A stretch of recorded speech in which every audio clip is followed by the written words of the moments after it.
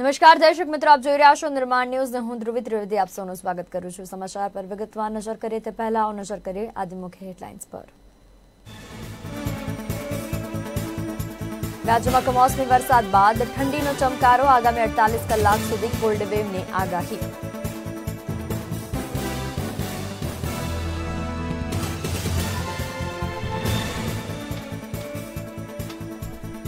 આજે બારડોલીથી ભાજપના કિસાન સંમેલનનો પ્રારંભ, સીઆર પાટીલ અને 4000 ખેડૂત આગેવાનો રહેશે હાજર।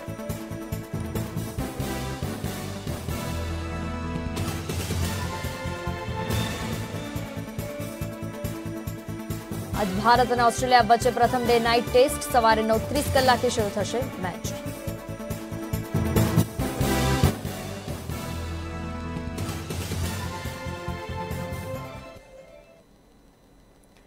રાજ્યમાં કમોસમી વરસાદ બાદ ઠંડીનો ચમકારો વધ્યો છે। વહેલી સવારથી ફૂલ ગુલાબી ઠંડીનો અહેસાસ જોવા મળી રહ્યો છે। અમદાવાદ, રાજકોટ, વડોદરા અને સુરતમાં ઠંડીનો પારો ગગડ્યો છે।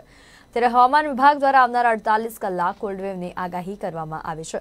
જોકે માવઠાની કોઈ શક્યતાઓ નથી, પણ આ ઠારથી ઘઉંનો પાક વધુ સારો થશે તેવું ખેડૂતોનું માનવું છે। હવામાન વિભાગના ડાયરેક્ટર જયંત સરકારે જણાવ્યું કે કચ્છમાં ઉત્તર તરફના પવન ફૂંકાય છે, જેથી તાપમાન ઘટ્યું છે। જોકે ખેડૂતો માટે રાહતના સમાચાર એ છે કે આગામી દિવસોમાં કોઈ કમોસમી વરસાદની સંભાવના નથી।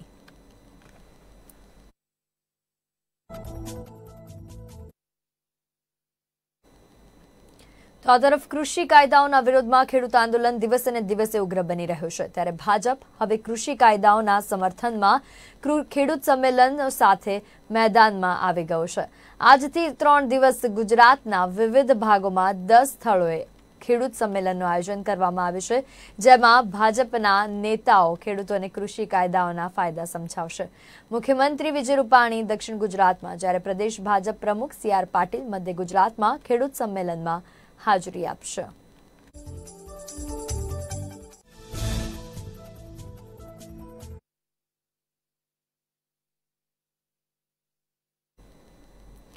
તો આમ તો કેરીનો રસ સામાન્ય રીતે ઉનાળામાં જ આવતો હોય છે, પરંતુ ડીસામાં ભર શિયાળે હજારો લોકોએ કેરીના રસનો સ્વાદ માણ્યો છે। છેલ્લા કેટલાય વર્ષથી ડીસામાં પણ માગસર સુદ બીજના દિવસે રસ રોટલીના પ્રસાદનું આયોજન કરવામાં આવે છે। આ વર્ષે કોરોનાના કારણે સરકારની ગાઈડલાઈનનો ભંગ ન થાય તે માટે માત્ર ગણીગાંઠી મહિલાઓએ એકત્રિત થઈને આ કાર્યક્રમ યોજ્યો હતો। ડીસામાં બહુચર માતાએ કરેલો ભવ્ય ચમત્કાર, જેમાં શિયાળામાં પણ રસ રોટલીના પ્રસાદની માંગણીને પૂર્ણ કરેલ। ત્યારથી આ પરંપરા મુજબ બહુચર માતાના મંદિરે માગસર સુદ બીજના દિવસે માની શ્રદ્ધા ધરાવતા માઈ ભક્તો દ્વારા રસ રોટલીનું આયોજન કરવામાં આવે છે, તેમજ મા બહુચરને 56 ભોગનો અન્નકૂટ પણ ધરાવવામાં આવે છે।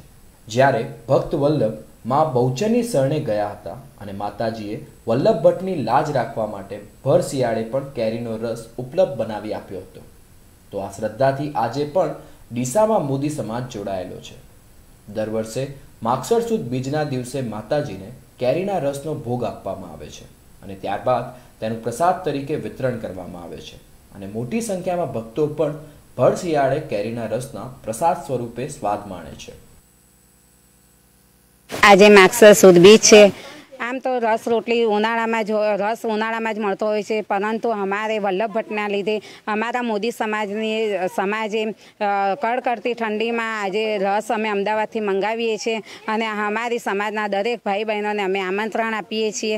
આજે માગસર સુદ બીજ છે। બીજના દિવસે અમે બહુચરમાં આનંદનો ગરબો કરીએ છીએ અને આનંદ ગરબાનું મહત્વ એટલું બધું છે કે માં આપણી બધી જ મનોકામના પૂરી કરે છે અને અમે શ્રી કૃષ્ણ આનંદ ગરબા મંડળે આજે અમે આયોજન રાખ્યું છે માતાજી એમ કે જે દર વર્ષે અમારી સમાજમાં થાય છે, પણ આ વખતે આ કોરોનાના લીધે સમાજમાં થયું નથી, એટલે અમે અહીંયા કૃષ્ણ આનંદ ગરબા મંડળે અલગથી રાખ્યું છે પોતાની રીતે જ।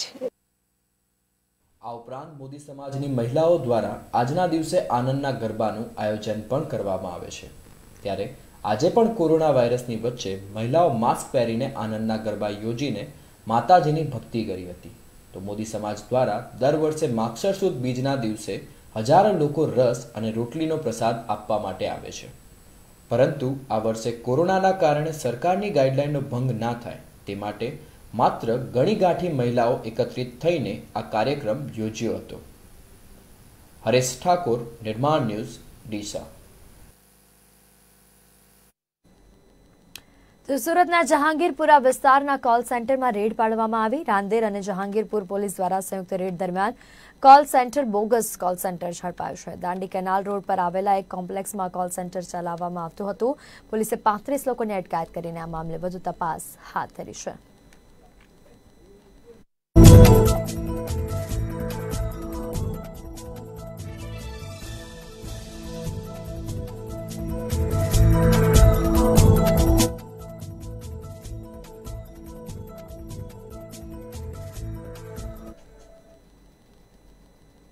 યુવતીનો ફોટો મેળવી ફોટોમાં છેડછાડ કરી અશ્લીલ ફોટો બનાવી બ્લેકમેલ કરતા આરોપીને અમદાવાદ સાયબર ક્રાઇમ બ્રાન્ચ ઝડપી પાડ્યો છે.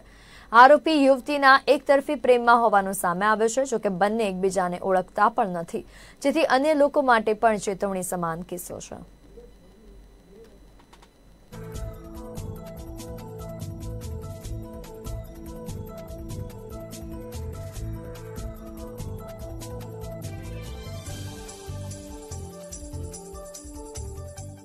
આપણી પાસે એક બેન આવ્યા હતા અને એમને પોતાની ગુપ્તતા જો જળવાય તો એમને ફરિયાદ કરવી હતી કે એમને સોશિયલ મીડિયા પર ફેસબુક અને ઇન્સ્ટાગ્રામ ઉપર કોઈ ખરાબ ફોટો મૂકે છે અને એ યુવતી જે હતા એમના પોતાના ફોટો નગ્ન શરીર ઉપર મોર્ફ કરીને મૂકીને હેરાનગતિ કરે છે.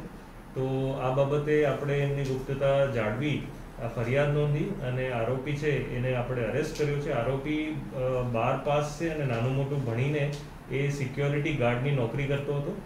એને પહેલાં પોતાની પ્રોફાઇલથી આ યુવતી જોડે ફ્રેન્ડ રિક્વેસ્ટ મોકલી અને મિત્રતા કરવાનો પ્રયાસ કર્યો અને આ યુવતીએ વધારે એને એ ના કરતા, ભાવ ના આપતા એને પછી એક છોકરીના નામે પ્રોફાઇલ બનાવ્યું, ફરી ફ્રેન્ડ રિક્વેસ્ટ મોકલી અને છોકરીના નામના જે પ્રોફાઇલ હતું એનાથી આ જે તસવીરો છે એ મોકલીને હેરાનગતિ કરી હતી.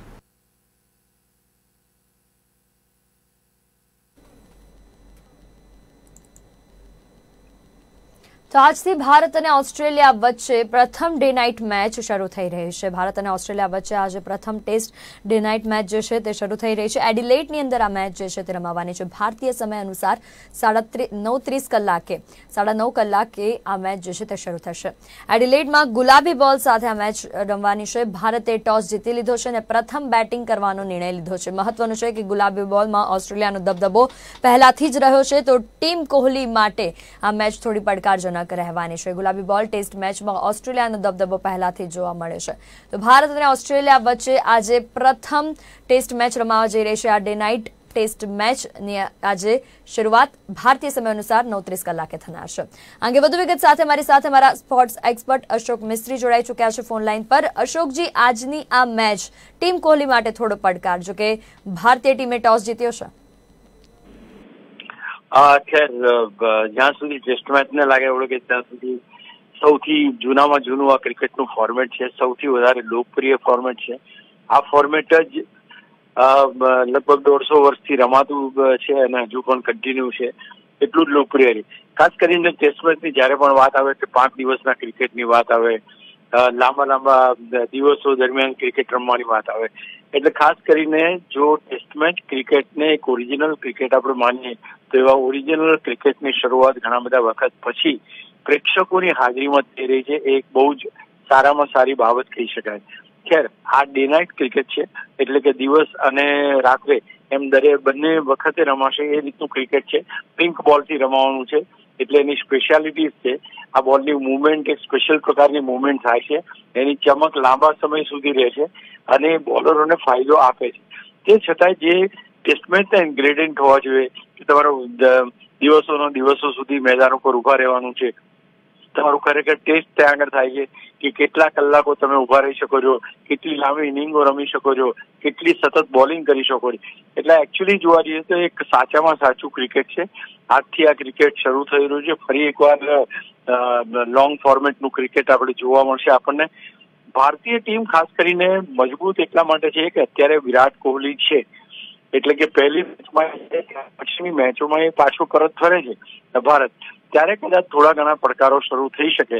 પણ આજની મેચમાં હું માનું છું ત્યાં સુધી વિરાટ કોહલી છે, મયંક પૃથ્વી શો છે, ચેતેશ્વર પૂજારા છે, અજિંક્ય રાણે છે, આ બધા ખેલાડીઓ જે ઘણા બધા વખતથી થનગની રહ્યા છે કે ક્યારે ટેસ્ટ ક્રિકેટ રમવા મળે. આઈ એમ વેરી શ્યોર કે આપણી એક મજબૂત બેટિંગ લાઇનઅપ છે, મજબૂત બોલિંગ પણ છે. જસપ્રીત બુમરાહ છે આપણી પાસે, ઉમેશ યાદવ છે અને રવિચંદ્રન અશ્વિનનો સમાવેશ કરવામાં આવે છે. એટલે અત્યારના તબક્કે એમ લાગે છે કે ભારતીય ટીમ ખૂબ મજબૂત છે. ઓફકોર્સ ઓસ્ટ્રેલિયા તો ઘણી બધી વિજય પણ મેળવેલા છે.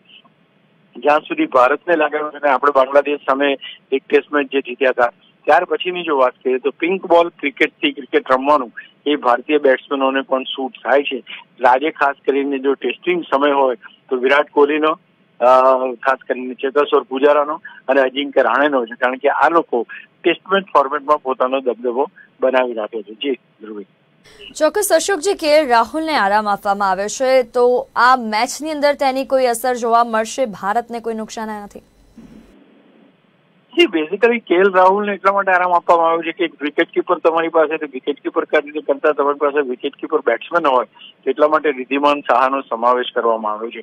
અને જ્યાં સુધી ટેસ્ટ મેચ ક્રિકેટ લાગેલું કે ત્યાં સુધી રિદ્ધિમાન સાહા કદાચ KL રાહુલ કરતા વધારે સારો પુરવાર થયો છે, કારણ કે એની પાસે જે ક્ષમતા છે લાંબો સમય સુધી રમવાની છે. જ્યારે KL રાહુલનો આમ અનુભવ જો તો IPLમાં સૌથી વધારે રન બનાવનાર બેટ્સમેન તરીકે છે, પણ જ્યારે તમે વિકેટ ઉપર ઉભા રહેવાનું હોય, 2 દિવસ કાઢવાના હોય, 150-200 રન કરવાના હોય, ત્યાં આગળ હું માનું છું કે રિદ્ધિમાન સાહાનો ભારતે ઉપયોગ કર્યો છે. I think it is a good sign. એમાં કંઈ ખોટું નથી, કારણ કે આપણી પાસે જે બેટિંગ લાઇનઅપ છે એ બેટિંગ લાઇનઅપ પ્રમાણે KL રાહુલનો સમાવેશ ટીમમાં થઈ શકે એમ છે નહીં, કારણ કે તમે ઓલરેડી પૃથ્વી શો પાસે ઓપનિંગ કરાવી રહ્યા છો અને ત્યાર પછી તમારી પાસે વિરાટ કોહલી છે, ચેતેશ્વર પૂજારા છે, અજિંક્ય રાણે છે.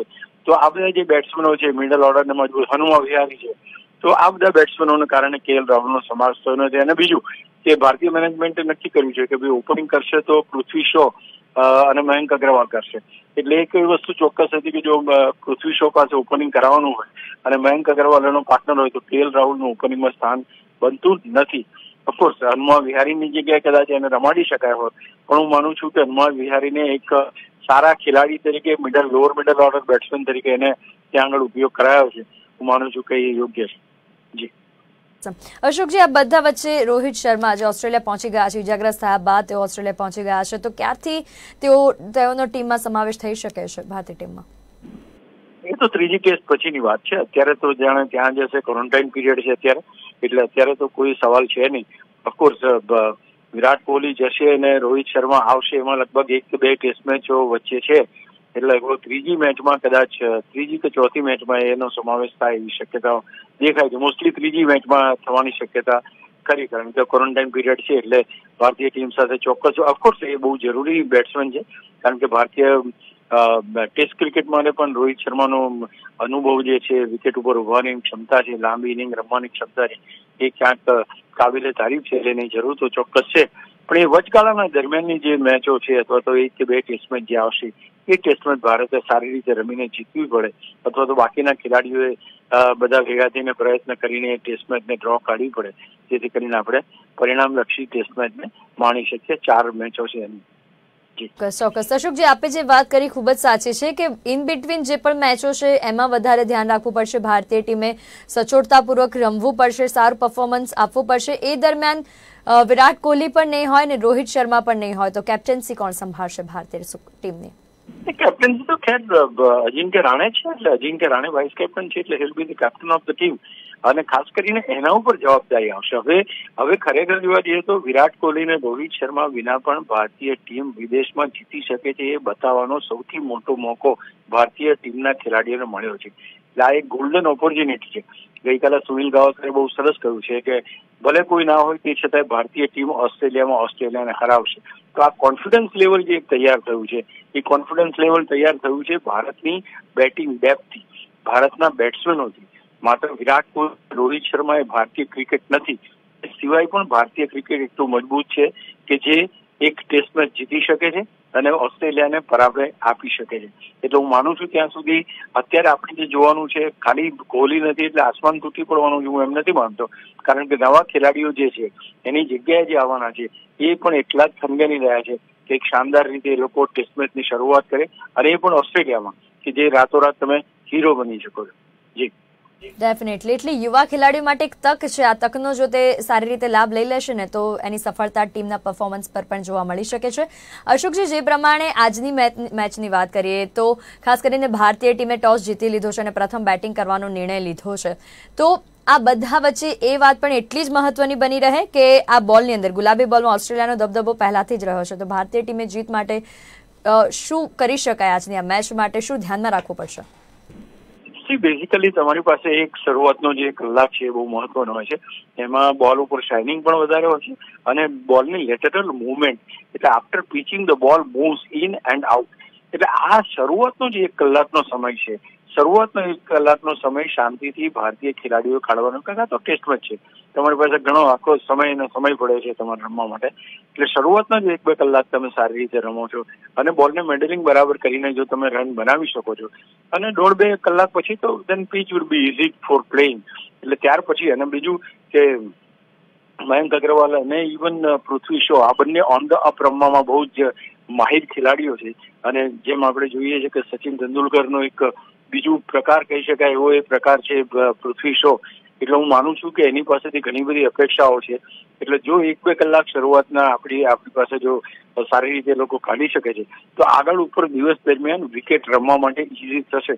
ઓફકોર્સ થોડુંક રાત્રે પછી જયારે ડ્યુ ફેક્ટર કેવું આવશે ત્યારે થોડોક ફેર પડશે, પણ હું માનું છું કે ત્યાં સુધીમાં બેટ્સમેનો સેટલ થઈ ગયા છે અને સારી રમત રમી શકશે. તો શરૂઆતનો કલાક એ ક્રુશિયલ હશે. એમાં લગભગ વિકેટ ના જાય તો ભારતનો જે પાયો છે એ મજબૂત રીતે આપણે નાખી શકીશું. ચોક્કસ. અશોકજી, આપ અમારી સાથે જોડાયા, સમગ્ર માહિતી આપી તે બદલ આપનો આભાર. તો ખાસ કરીને આજની આ મેચ ઘણી મહત્વની બની રહેવાની છે. ભારતીય કેપ્ટન જે છે મેચના વિરાટ કોહલી, તેમની સુકાનીમાં ભારત ટોસ જીતી લીધો છે અને પ્રથમ બેટિંગ કરવાનો નિર્ણય લીધો છે. તો પહેલો કલાક, ખાસ કરીને અશોકજીએ જેમ વાત કરી કે પહેલો કલાક એ વધારે મહત્વનો બની રહેશે. પહેલા કલાક દરમિયાન શાંતિપૂર્વક જો રમવામાં આવશે તો પાછળની મેચ વધારે મજબૂત થશે, અને શાંતિપૂર્વક રમાશે તો ખેલાડીઓના પરફોર્મન્સ પર પણ તેની અસર અને રિઝલ્ટ પર પણ તેની અસર જોવા મળી શકે છે. જોકે જોવાનું એ રહેશે કે આ match day and night match જેટલી ઇન્ટરેસ્ટિંગ સાંભળવામાં લાગે છે તેટલી ઇન્ટરેસ્ટિંગ જોવામાં પણ રહેશે. હવે કઈ ટીમનો ક્યાં દબદબો જોવા મળે છે તે હવે સમય બતાવશે.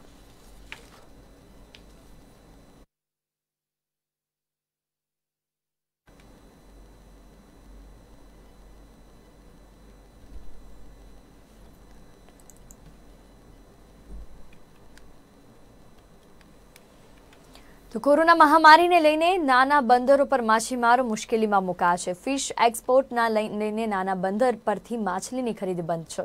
તો ફિશ કંપનીઓ નાના માછીમારોને સમયસર રૂપિયા આપતા નથી. નાના માછીમારોને ફિશિંગ માટે જવામાં મોટો ખર્ચ લાગે છે, જે મૂડીના અભાવે ફિશિંગ અટક્યું છે અને બંદર પર બોટનો ખડકલો જોવા મળી રહ્યો છે.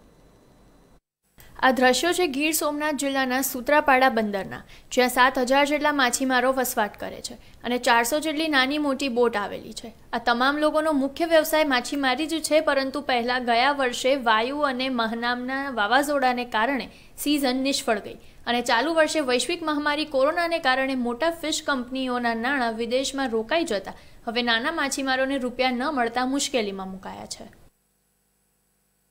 દેશને કરોડોનું હુંડિયામણ રણી આપતો ફિશિંગ ઉદ્યોગ આ કોરોના કાળ વચ્ચે ઝોલા ખાઈ રહ્યો છે. આજે સમગ્ર દરિયાઈ પટ્ટીના નાના મોટા માછીમારો બેકાર થઈ જવાની તૈયારીમાં છે, જ્યારે માછીમારોને ફિશિંગ દરમિયાન મળેલી માછલીની પૂરી કિંમત મળતી નથી. ગયા વર્ષની ભાવની સરખામણીમાં 60%થી પણ ઓછો મળે છે, તેમજ માછલીના પૈસા પણ 3 થી 4 મહિના બાદ મળે છે. નાના માછીમારોને આ ધંધો ચાલુ રાખવા માટે રોજ પૈસાની જરૂરિયાત રહે છે. તેમણે પોતાની ફિશિંગ બોટ ચાલુ રાખવા ડીઝલ, રાશન, બરફ સહિત દૈનિક જરૂરિયાતના પૈસા ચૂકવવા પડે છે, જ્યારે માછીમારોએ માલના પૈસા 3 થી 4 માસ પછી મળે છે, અને તે પણ નજીવા ભાવે.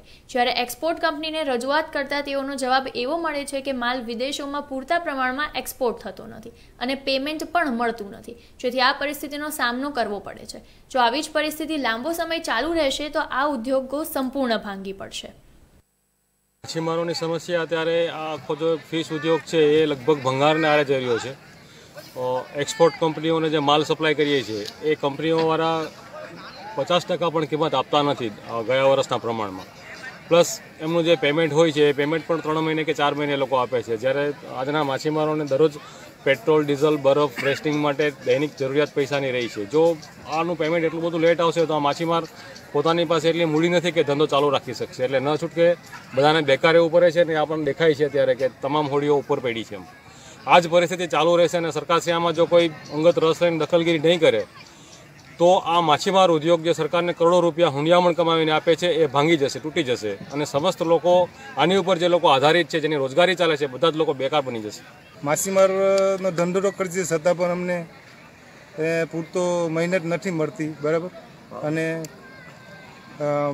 માછલાના ભાવમાં પણ અમને થોડુંક બહુ ઓછો ભાવ મળે છે અને કંપની તરફથી પૈસામાં બી અમને થોડુંક પેલું લેટ મળે છે. તો અમે કઈ રીતે અમારું ભરણ પોષણ કરીએ અમારા પરિવારનું? અત્યારે અમે બેરોજગાર છે અને નવડા બેઠા છે, તો અમે જઈએ ક્યાં, અમે ખાઈએ ક્યાં અને શું કરીએ?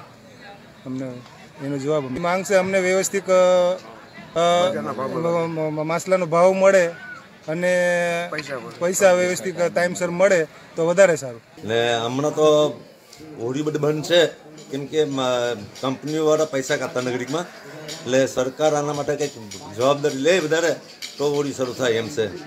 નહીંતર તો માછીમાર હાવ ફેલ થઈ જાય. હવે નાના બંદરો બધા બેકાર થઈ ગયા છે. એટલે આમાં સરકારમાં ધ્યાન આપે ને ખરેખર જો પૈસાની સગવડ થાય તો જ માછીમારમાં ટકશે લાંબો ટાઈમ, નહીંતર તો હા બેસી જાય. દેશના અર્થતંત્રને મજબૂત રાખનાર માછીમાર ઉદ્યોગ હાલ દિવસે ને દિવસે ભાંગી રહ્યો છે. કુદરતી આફતો હોય કે ડીઝલના વધતા જતા ભાવો કે પછી કોરોનાની મહામારી, આ તમામ પડકારોને લઈ છેલ્લા 2 વર્ષથી માછીમારીની સિઝન નિષ્ફળ ગયેલ છે.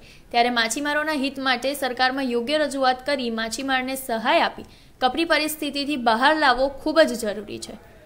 મિતેશ પરમાર, ગીર સોમનાથ.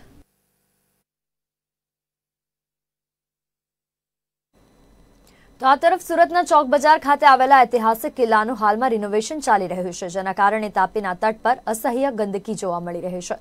એટલું જ નહીં, કિલ્લાના બાંધકામ દરમિયાન નીકળતા કાટમાળનો નિકાલ પણ તાપી નદીમાં કરવામાં આવી રહ્યો છે, જેના કારણે નદીમાં પુરાણ થઈ રહ્યું છે.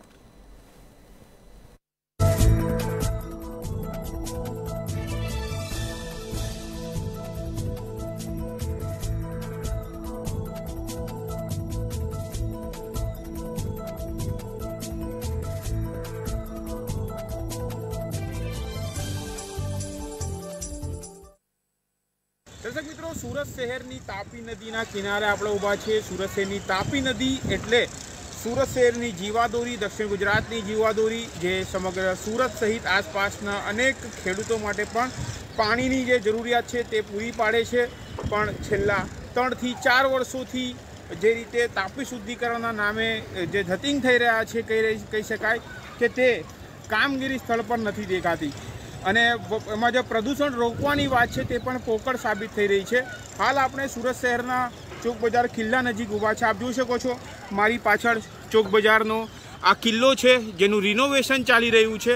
પણ આ રિનોવેશન દરમિયાન અહીં જે ઇજારદાર દ્વારા સમગ્ર જે CND વેસ્ટ છે, એટલે કે કિલ્લામાંથી જે કંઈ વસ્તુ કાઢવામાં આવી રહી છે, કન્સ્ટ્રક્શનને લગતી તમામને તાપી નદીમાં ઠાલવવામાં આવી રહી છે. એક રીતે તાપી નદીનું પુરાણ કરી દેવાયું છે. આપ જોઈ શકો છો આ સીધું નદીમાં જે છે આ CND વેસ્ટ જઈ રહ્યું છે અને જેના કારણે તાપી નદી પર એક ભય ઊભો અહીં થયો છે.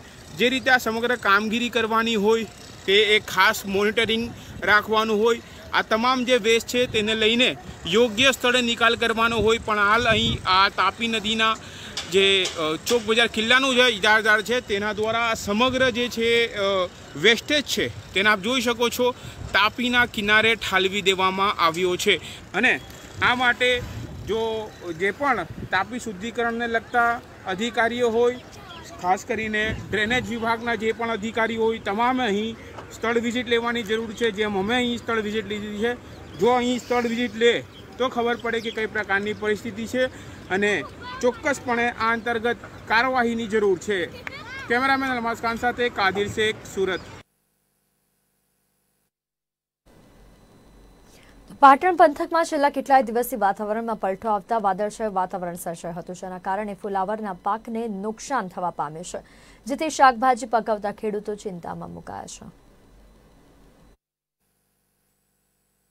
પાટણ પંથકમાં 5 દિવસથી હવામાનમાં પલટો આવ્યો છે, જેની સીધી અસર ખેડૂતોના પાક પર પડી છે। તેમાં પણ શાકભાજી પકવતા ખેડૂતોને નુકસાન થયું છે, જેમાં ફુલાવરનો પાક ખરાબ થઈ જતા ખેડૂતોને પૂરતો ભાવ પણ નથી મળતો। જે ફુલાવર ₹70 થી ₹80 કિલોનું વેચાતું હતું તે ફુલાવર વાતાવરણની અસરથી ફૂટી જતું હોય છે, તેથી મફતના ભાવે હવે વેચાઈ રહ્યું છે, જેના કારણે ખેડૂતોને ફુલાવરનો પાક પશુઓને ખાવા માટે ફેંકવાની ફરજ પડી રહી છે। તો વળી કેટલાક ખેડૂતો પાંજરાપોળમાં પણ ફ્લાવર મોકલી રહ્યા છે। છેલ્લા કેટલાક દિવસોથી હવામાનમાં જે પલટો આવ્યો અને ખાસ કરીને વાતાવરણ વાદળછાયું સર્જાયું, તેની કારણે શાકભાજીનું વાવેતર કરનાર ખેડૂતો ચિંતાતુર બન્યા છે। હાલમાં ખાસ કરીને ફુલાવરનું જે પાક જે કહી શકાય તેને પૂરતો ભાવ ન મળતા ખેડૂતો ચિંતામાં જોવા મળી રહ્યા છે। આપણી સાથે ખેડૂત છે, જાણીએ શું તકલીફ છે હાલમાં। જે જણાવો કે શું તકલીફ છે ફુલાવરની ખેતી પાછળ હાલ જે આપ ફેંકવા મજબૂર બન્યા છો? 2 માસ પહેલાં લગભગ ફુલાવર જે બજારની અંદર ગ્રાહકોને 70 થી 80 રૂપિયા કિલો મળી રહ્યું હતું, એને અનુલક્ષીને પાટણ જિલ્લાના અને તાલુકાના ખેડૂતોએ ફ્લાવર, રીંગણ, રવૈયા જેવી શાકભાજીનું વાવેતર કરેલ, પરંતુ ચાલુ સાલે પ્રતિકૂળ હવામાનના કારણે જે નવેમ્બરમાં ઠંડી પડવી જોઈએ ન પડતા ડિસેમ્બરમાં ઠંડીની સાથે સાથે વાદળછાયું વાતાવરણ બંધાતા સમગ્ર ફ્લાવરનો પાક એક સાથે ફૂટી જતા ખેડૂતોને અત્યારે માર્કેટમાં 2 થી 3 રૂપિયાના પોષણક્ષમ ભાવ પણ મળી રહ્યા નથી, જેના કારણે પોતાનો મહામૂલો પાક અત્યારે પશુઓને અને પાંજરાપોળોને નાખવા માટે અત્યારે ખેડૂત મજબૂર બન્યો છે। તો ચોક્કસ વાત કરવામાં આવે કે પ્રતિકૂળ હવામાન ન મળતા શાકભાજીમાં બગાડ થઈ જવા પામ્યો છે, અને ખાસ કરીને જે ફુલાવર છે તેનો જે ફુલાવર જે કહી શકાય તે ફૂટી જતા તેને પૂરતો ભાવ પણ નથી મળી રહ્યો, અને જે 70 થી 80 રૂપિયા કિલોનો ભાવ મળતો હતો તે હાલમાં માત્ર ₹2 અને ₹1 મળવા પામી રહ્યું છે ખેડૂતોને। તેના કારણે કહી શકાય કે હાલ આ ખેડૂતો ચિંતામાં ગરકાવ થઈ જવા પામ્યા છે। ખેડૂતોએ હોંશે હોંશે ફુલાવર સહિત અન્ય શાકભાજીઓનું વાવેતર કર્યું હતું, જોકે હવામાનમાં પલટો આવતા ખેડૂતોની ચિંતામાં વધારો થયો છે। જે રીતે હાલમાં ખેડૂતોને નજીવો ભાવ મળી રહ્યો છે તેની સામે ખેડૂતોની મજૂરી અને ખર્ચ પણ પાણીમાં ગયો છે, ત્યારે આગામી સમયમાં હવામાન સાનુકૂળ બને તેવી ખેડૂતો આશા રાખીને બેઠા છે। નીરવ ચક્રવર્તી, નિર્માણ ન્યૂઝ, પાટણ। બુલેટિનમાં અત્યારે હાલ બસ આટલું જ। વધુ સમાચાર અને અપડેટ્સ માટે